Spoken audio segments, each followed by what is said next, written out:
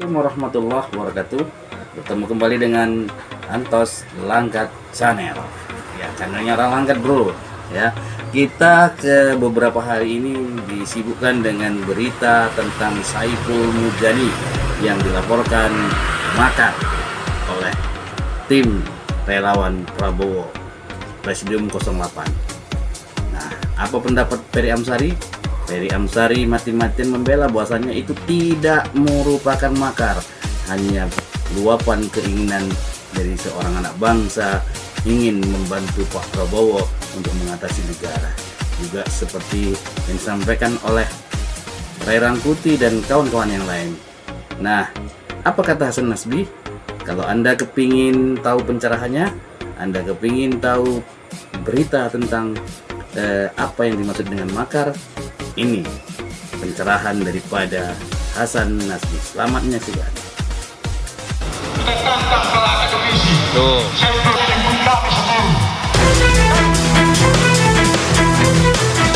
Pernyataan Saiful Mujani yang diduga menyerukan penggulingan Presiden Prabowo mendapat reaksi keras di masyarakat, termasuk driver ojek online. Ratusan driver ojek online berunjuk rasa di depan kantor Saiful Mujani di kawasan Gondangdia, Jakarta Pusat, Selasa siang. Mereka menilai pernyataan Saiful Mujani merupakan narasi provokatif dan ambisi politik yang berpotensi memicu kekacauan di masyarakat. Syarat yang harusnya dia biasa di-impeach, tapi yang impeach kan mereka itu yang nggak bisa kita harapkan. Makanya bahasanya apa, Fair? Mengganti impeachment itu yang hanya kita yang bisa. Inilah potongan ceramah Saiful Mujani dalam acara Halal Bihalal Pengamat bertema Sebelum Pengamat Ditertibkan. Nah, kalau bicara impeachment itu kan prosedur yang sangat formal. Kita berharap pada orang-orang DPR itu yang Saiful berbicara soal mekanisme impeachment atau pemakzulan seorang presiden. Nama Prabowo Subianto ia sebut-sebut. bahasanya apa, Beberapa Fer? pihak merasa terusik dan menuding Mujani dan Islah tengah mengajak publik menggulingkan Prabowo Subianto. Kita membahas apa sih? Ini Banyak hal. lagi ada yang rame. Salah ada yang satunya Pak Hasan Nasbi ini menjadi salah satu yang pertama mengomentari soal isu ini, soal Saiful Mujani yang katanya diduga mengajak orang untuk menjatuhkan atau menggulingkan kekuasaan. Tanggapannya gimana nih Pak Hasan? Tapi itu bukan diduga kan, memang gitu pernyataannya kan. Oh, bukan diduga lagi, sudah firm itu Kan mengajak. itu pernyataannya. Oke. Pernyataannya bisa nggak kita menjatuhkan katanya. Bisa nggak kita memperbanyak nih, mengkonsolidasikan kekuatan kita untuk menjatuhkan katanya. Ya, itu kan bukan diduga, memang dia yang ngomong. Kecuali mukanya samar gitu, baru kita duga iyalah gitu. Dan pernyataannya kan nggak dipotong, video itu 4 menitan itu kan video utuh. Jadi kenapa harus dikomentari? Karena buat saya itu bukan soal kemampuan. Apakah orang ini mampu menjatuhkan pemerintah atau tidak, bukan itu. Bukan juga soal pengaruh. Sebesar apa misalnya pengaruh orang ini untuk menjatuhkan pemerintah, bukan. Tapi narasi buruk dan narasi jahat terhadap pemerintah itu harus dilawan. Karena kalau tidak, nanti anak-anak muda, anak-anak kita yang masih sekolah itu akan menganggap yang kayak gini biasa aja. Yang kumpul-kumpul pada saat itu tuh kan orang-orang yang mengaku sebagai pejuang demokrasi. Sebagai pejuang demokrasi, mereka nggak percaya sama mekanisme demokrasi itu sendiri. Pejuang demokrasi apaan? Kan demokrasi menyediakan season perebutan kekuasaan itu. Bukan nggak boleh Anda merebut kekuasaan, bukannya nggak boleh. Difasilitasi kok dalam sistem demokrasi. Tapi ada jeda waktunya per 5 tahun. Kalau Anda tidak sepakat dengan kepemimpinan hari ini, Anda boleh lawan nggak? Boleh lawan. Anda boleh ganti nggak? Boleh. Tapi ketika waktunya datang, kalau Anda mau menjatuhkannya di tengah jalan, kan diajaknya dia nggak percaya dengan impeachment katanya kan. Iya. Dia mau menggalang kekuatan untuk menjatuhkan. Ya berarti nggak percaya dengan proses institusionalisasi yang dia pelajari berpuluh-puluh tahun sampai sekolah ke Amerika. Ya, nggak percaya dengan mekanisme perebutan kekuasaan yang sudah difasilitasi oleh sistem demokrasi. Kalau kita kan per 5 tahun. Kalau Amerika kan per 4 tahun misalnya. Ada di negara lain ada yang per 6 tahun misalnya. Itu kan siklusnya. Kok kayak nggak sabar nunggu siklus itu? Lagi kebelet apa? Lagi kepepet apa? Nah, narasi buruk ini harus dilawan. Kalau nggak nanti orang akan menganggap wajar pernyataan-pernyataan seperti ini, apalagi ini kan keluar dari mulut orang terdidik. Orang yang secara strata pendidikan itu sampai ke level tertinggi. Rujukan akademiknya juga bisa jadi rujukan akademik, tapi berbicara seperti ini, ya buat saya harus ditanggapi lah. Kan kalau mau berkuasa nggak dilarang kok, boleh kok. Tapi nggak bisa pakai jalan pintas. Kalau Anda nggak mau nunggu proses pemilu berikutnya, berarti kan Anda mau melalui jalan pintas untuk berkuasa tanpa pemilu, nah gitu aja. Makanya buat saya ini harus ditanggapi gitu aja. Tapi banyak orang juga bilang, tanggapi lebih dalam dong. Buat saya, tanggapi lebih dalam apa? Pidatonya cuma 4 menit. Saya sudah tanggapi 7 menit, udah lebih-lebih itu saya tanggapi gitu. Oke. Nah, sebenarnya bicara soal tokoh ini, dia kan sudah memberikan klarifikasi bahwa apa yang dia sampaikan adalah pernyataan politik. Dan itu menurut beliau dilindungi oleh undang-undang. Karena pernyataan politik itu satu level di atas, di bawah ya, di bawah partisipasi politik, atau tindakan politik. Tindakan politik. Membela diri boleh lah, itu kan usaha untuk membela diri. Tapi pernyataannya sudah terang benderang kok. Kalau misalnya besoknya ada yang memakai pernyataan dia untuk turun ke jalan, udah banyak pasal yang melekat di dia tuh. Turun ke jalan, kemudian terjadi udah chaos. Ada pasal menghasut sudah ada, pasal makar sudah ada. Alasannya apa sekarang? Yang dia nggak suka sama pemerintah itu di bagian mana? Ribut-ribut soal demokrasi itu kan standar yang masih diperdebatkan. Standar dia belum tentu jadi standar yang berlaku umum juga. Dia nggak menghargai apa pemerintah di hari ini sedang berjuang keras agar daya beli masyarakat tetap bisa terjaga.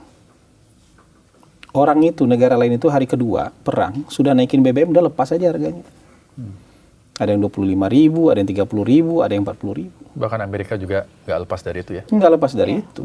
Pemerintah kita tuh setengah mati dengan double cover menahan semua pukulan itu. Itu kan bukan berarti nggak benjol-benjol juga pemerintah, nggak bonyok juga menahan pukulan-pukulan itu. Demi seluruh bangsa Indonesia tetap bisa berjalan normal kehidupannya, bisa beli BBM dengan harga terjangkau, termasuk orang-orang ini. Orang-orang ini tetap bisa beli BBM terjangkau hari ini karena pemerintah menahan pukulan global ini. Ini kan pukulan global, bukan pukulan buat Indonesia doang. Ini kan pukulan buat seluruh dunia. Seluruh dunia terpukul gara-gara ini. Dan pemerintah kita masih nahan. Mungkin satu-satunya pemerintah yang masih nahan. Nggak ngelepas itu. Termasuk BBM non-subsidi belum dilepas kan. Padahal harusnya kan dilepas saja. Tapi kan sampai sekarang pemerintah putuskan belum mau lepas itu. Masih ditahan. Dan itu bukannya nggak bleeding, itu pasti bleeding pemerintah. Mikir nggak orang-orang ini di tengah kesulitan yang sedang dialami oleh satu dunia, pemerintah berusaha untuk menjaga supaya masyarakatnya tetap bisa hidup dengan baik. Ngomong-ngomong demokrasi ini, demokrasi itu, demokrasi sudah terancam, seolah-olah susah banget hidupnya dia. Pemerintah lagi berjuang supaya dia juga tetap masih bisa hidup nih. Keluarga-keluluarga dia tetap masih bisa hidup nih. Keluarga besar dia masih bisa masak di rumah dengan LPG itu. LPG itu kan mungkin 70%, 80% impor. Harganya juga udah nggak kira-kira. Hari ini pemerintah masih usahakan barangnya ada, harganya tetap sama. Terus dia ngomong demokrasi. Dia mau makan demokrasi nih hari ini. Mau biarkan semua orang ngomong apa adanya tapi gas nggak ada. BBM nggak ada, bahan pangan nggak ada, harga-harga sudah nggak terkendali lagi. Itu yang mereka mau ini. Itu yang mereka mau. Demokrasi itu bukan chaotic seperti yang ada dalam kepala mereka. Oke. Kalau menurut saya mereka hari itu berpikir demokrasi itu bebas sebebas-bebasnya, boleh ngomong apa aja, termasuk ngomong kayak gitu. Padahal di atas demokrasi itu harus ada namanya tertib sosial. Ini kan orang sekolahan nih, kalau dia nggak ngerti tertib sosial, nggak sekolah dia nih. Bohong tuh sekolahnya tuh. Tapi kan yang berkumpul di situ kan orang-orang atau akademisi semua, itu. ya. Bang. Iya kan tahu, dengan menjalankan kan belum tentu sama. Ada orang yang tahu ini dosa, tahu dia itu dosa, tapi dia jalankan juga. Tahu dengan menjalankan tuh dua hal yang berbeda. Makanya saya bilang sok paten nih orang. Sok paten kali Sok dia. paten nih orang-orang ini gitu. Iya. Negara lagi begini situasi dunia. Pemerintah lagi berdarah-darah nih. Menahan pukulan supaya masyarakat tidak terimpact terlalu keras. Iya. Mereka teriak-teriak demokrasi. Ini kita lagi ngebangun rumah nih rame-rame nih. Ada desain rumah, proposal desain rumah yang sudah disetujui, menang. Ya. Lagi bangun kan, lagi ngaduk semen, lagi pasang besi, lagi segala macam. Ada orang yang proposalnya kemarin nggak disetujui, duduk di pinggir jalan nggak apa-apa. Nggak mau ikut ngebangun nggak apa-apa. Tapi kalau lu ngerocekin, ini salah, itu salah, ubah ini, ubah itu, proposal Anda kemarin udah tolak. Kalau mau maju, proposal Anda 5 tahun lagi gitu loh. Ya. Sekarang biarkan orang yang proposalnya terima, dia bangun dulu rumahnya kayak apa. Tapi minta ganti mandor, minta ganti ini, minta segala macam. Anda duduk aja baik-baik. Kalau Anda nggak mau duduk baik-baik, ikut bantu. Ya. Kebangun rumahnya, jangan ngomong ini. Itu coba dalam ke dunia nyata, orang lagi bangun rumah, semuanya sibuk, ada yang ngerecokin, kira-kira diapain tuh orang? Ya. Ini soal sederhana ini. Iya. Kira-kira ini orang diapain tuh? Maksud Bang Nasbi di sini adalah mereka-mereka ini yang tidak kebagian kue gitu. Bukan nggak kebagian kue kebagian nggak kian itu kan. Ini adalah orang-orang yang memang sudah kecewa sejak perhitungan KPU. Oh. Jadi, Bukan kecewa hari ini, jadi kayak kecewa barisan sakit hati gitu, Pak. sejak perhitungan KPU mereka sudah kecewa memang. Nggak apa-apa kecewa, wajar manusiawi kecewa. Tapi nanti coba pas tender berikutnya coba lagi. Oke. Kan kita ada tender tiap 5 tahunan ini. Gitu. Jangan Anda recokin orang yang lagi menang tender. Dibiarkan rumahnya dimini. Nanti kalau misalnya pemilik proyek bilang, masyarakat bilang, oh rumahnya nggak sesuai harapan yang dibangun. Dia tentu cari orang yang tender berikutnya dong. Dia akan buka tender lagi setiap 5 tahun. Kira-kira seperti Nah, itu. ajakan ini yang disebutkan oleh Saiful Mujani kan Bapak bilang tadi ini memang ada upaya untuk makar. Kalau misalnya orang turun ke jalan ini dia bisa dipidanakan. Apakah untuk sekarang nih Pak, kalau misalnya orang belum turun ke jalan, menurut Bapak apa bisa dipidanakan? Jadi saya nggak terlalu tertarik sedikit-sedikit mempidanakan orang. Ya. Tapi bahwa dia sudah sampai di level itu harus dilawan. Ya masa kita narasi dia aja jahat, masa kita ngelawan aja dilarang? Ini fardu ain nih ngelawan yang kayak gini nih. Kewajiban semua orang yang berpikiran sehat dan waras harus lawan ini. Ya. Kalau nggak mau membayangkan negara mau kayak apa? Besok jatuh pemerintah terus BBM terbang 40.000, siapa yang tanggung jawab? Dia mau tanggung jawab. Orang yang berkumpul nggak nyampe 20 orang ini yang mau tanggung jawab. Pasti lepas tangan. Iya kan, saya cuma usul. Saya kan cuma ngomporin. Saya cuma Belum tentu ngomporin. orang yang bertanggung jawab. Tapi berdampak kompornya. Saya kan cuma usul gitu. Iya. Kan saya cuma ngomong doang. Iya. Oke.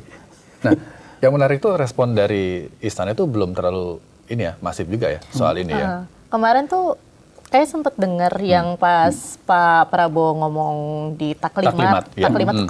Beliau menyampaikan ya kalau mau menurunkan presiden semua ada sistematikanya. sistemnya. Gitu. Kalau kita keluar dari pelembagaan proses demokrasi, jadi hukum rimba lah. Oke. Semau-maunya. Demokrasi itu bukan berarti semau-maunya. Bukan berarti sebebas-bebasnya. Harus ada tertib sosial. Itu yang disebut tertib sosialnya. Ini tertib sesuai aturan kan? Pada tempatnya kan? Bikin masyarakat kacau apa enggak? Gitu. Ya. Demokrasi yang enggak ada pagar tertib sosial itu jadi anarki. Makanya filsuf-filsuf zaman dulu tuh gak suka demokrasi. Karena yang dipahami orang soal demokrasi cuma soal kebebasan. Tapi nggak paham bahwa kebebasan itu harus berada di bawah tertib sosial, ketertiban. Ini kalau kita bicara ketertiban, dia bilang membungkam. Kalau kita bicara ketertiban, dibilang itu otoritarian. Emang bangsa mana yang nggak tertib terus maju? Bangsa mana yang nggak punya tertib sosial terus bisa maju, bangsa mana? Nah ini menurut saya itu, ya ini kan masih sebatas perang opini kan? Iya. Opini dia kita lawan dengan opini. Tapi kalau nggak kita lawan kita salah. Gitu. Kalau masyarakat yang masih waras nggak mau ngelawan ini, masyarakatnya salah karena mendiamkan sesuatu yang salah. Gitu. Oke. Nah, ngomongin soal demokrasi nih, Bang. Kalau Abang lihat di Indonesia sekarang ini di 2026, level demokrasi kita itu sudah seperti apa sih, Bang? Saya nggak tertarik ngomong level demokrasi. Buat apa ngomong level demokrasi? Level demokrasi Israel di atas Indonesia loh. Cek aja ranking demokrasi Israel. Baik nggak negara itu? Level demokrasi Israel itu di atas Indonesia jauh. Mungkin 15 tingkat di atas Indonesia level demokrasinya. Nggak menjamin jadi apa ya? Level demokrasi itu ukurannya diberikan oleh siapa? Kan kita punya keunikan sendiri untuk menjalankan demokrasi versi kita yang tidak boleh dijudge oleh negara lain. Ya. Ya itu ditekankan sama Pak Prabowo juga. Nggak boleh dijudge oleh negara lain. Negara lain itu nggak punya itu nama, kita ini coba sila Pancasila itu cuma 5. Itu dasar negara kita itu. Ada dasar ketuhanannya, ketuhanan yang Maha Esa. Itu dasar spiritualitas dan agama kita tuh, fondasinya. Internasionalismenya kita dirubuskan dengan kata-kata ini internasionalisme. Jadi semua hubungan internasional Indonesia berlandaskan ini, kemanusiaan yang adil dan beradab. Itu internasionalismenya Indonesia. Itu hebatnya Bung Karno tuh. Nasionalismenya Indonesia, ya nasionalismenya Indonesia diwujudkan dengan kata-kata Persatuan Indonesia. Bukan Federasi Indonesia, tapi Persatuan Indonesia. Bukan Konfederasi Indonesia, tapi Persatuan Indonesia. Demokrasi kita dirumuskan dengan kata-kata kerakyatan yang dipimpin oleh hikmat, kebijaksanaan dalam permusyawaratan perwakilan. Di negara lain nggak ada ini. Negara lain tuh nggak ngerti cara musyawarah mufakat, nggak ngerti mereka. Mereka taunya voting kalau nggak ada split berarti aklamasi gitu doang. Di tempat kita tuh ada musyawarah. Kalau musyawarah untuk mufakat tidak tercapai baru voting. Mereka nggak akan mau mengukur yang seperti ini. Apa ini Indonesia seia sekata musyawarah mufakat itu? Padahal ini wisdom lokalnya kita yang nggak boleh dijudge oleh negara. Ekonomi kita dirubuskan dengan kata-kata keadilan sosial bagi seluruh rakyat. Ini 5 dasar negara kita. Nah, demokrasi yang mereka bilang itu demokrasi versi apa? Dan demokrasi versi barat, versi orang kulit putih ini pun sekarang sudah demokrasi yang busuk dan buruk kok. Semua kejahatan, semua kelakuan yang buruk-buruk yang sekarang terjadi di dunia ini dikerjakan oleh negara demokrasi. Iya. Semua kejahatan kemanusiaan yang dilakukan hari ini tuh sebagian besar pelakunya negara demokrasi, yang negara otoriter sekalipun nggak akan kepikiran untuk melakukan itu. Ya. Cuma negara demokrasi yang berani hostile take over presiden negara lain. Negara otoriter lain nggak pernah kayak gitu tuh. Kepikiran aja nggak? Kepikiran aja belum tentu tuh. Yeah. Cuma negara demokrasi yang berani rame-rame tuh nyerbu Irak, nyerbu Afghanistan, nyerbu di Somalia, di Tunisia, bikin kacau negara lain. Yang negara yang dicap totaliter nggak pernah melakukan itu. Jadi demokrasi yang dijadikan sana tuh demokrasi versi siapa? Versi orang-orang kulit putih itu. Saya menolak tegas dan menolak keras itu. Tapi kalau kita bicara sekarang ada kebebasan berpendapat nggak di Indonesia? Ada. Ada. Ya. TV ada yang diberedel-beredel nggak? Enggak. Media sosial ada censorship nggak? Nggak ada. Malah kita ini brutal sekali. Padahal negara yang ngaku demokrasi punya payung undang-undang untuk mengatur dan censorship media sosial. Yeah. Israel itu censorship media dan media sosial. Negara lain itu untuk menjaga kepentingan negara mereka punya, kayak Singapura itu punya POFMA, Protection from Misinformation, POFMA Misinformation Act. Untuk menangkal hoax ya. Menangkal hoax. Protection from False and Misinformation Act. Menangkal hoax tapi pakai undang-undang. Jadi kalau kamu bikin hoax, mungkin nggak di penjara, tapi dendanya $300.000. Bangkrut deh. Ya. Kalau tiba-tiba Mas Rizky bikin hasutan, Ya. bikin berita bohong, Fake news. mungkin nggak akan di penjara, tapi dendanya $500.000. Tapi itu kan Bangkrut, juga udah Bang. jelas, Sudah ada jelas. undang-undangnya. Bangkrut deh gitu. Dan kita sangat bebas ini, nggak ada hukumannya, Hukumannya cuma selembar keras minta maaf, selembar kertas pernyataan minta maaf, udah selesai. Ya. Ya tapi itu wisdomnya Indonesia, oke lah. Jadi mau ngukur demokrasi itu pakai apa? Ada pemilu nggak di Indonesia? Ada. Ada periodisasi pembatasan kekuasaan nggak di Indonesia? Ada. Oke. Yang dia bilang, oh tapi kan ini prosedural aja. Negara mana yang menurut Anda benar-benar demokratiknya itu? Berjalan. Ada, mungkin ada yang sesuai cita-cita dia, tapi mungkin nggak bisa diterapkan di Indonesia. Iya. Sama kayak demokrasi versi Indonesia nggak bisa diterapkan di tempat lain. Oke.